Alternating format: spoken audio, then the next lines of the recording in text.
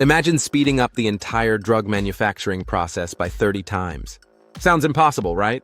But ReactWise, a Y Combinator-backed startup, is doing just that by applying artificial intelligence to optimize chemical processes. Their AI-driven software is helping pharmaceutical companies reduce trial and error in drug production, cutting down development times significantly. Before we dive deeper, don't forget to like, subscribe, and leave a comment if you're excited about the future of AI in drug manufacturing. Founded just last year, ReactWise has already partnered with Big Pharma, offering solutions that can reduce drug manufacturing times by up to 60%.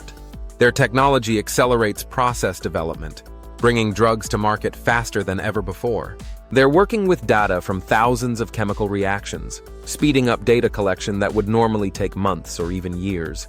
This allows them to predict optimal manufacturing processes with impressive accuracy. ReactWise isn't just optimizing the chemical process, but also integrating with robotic systems for even more precision. Their mission is to cut down the typical 10-12 years it takes to bring a drug to market.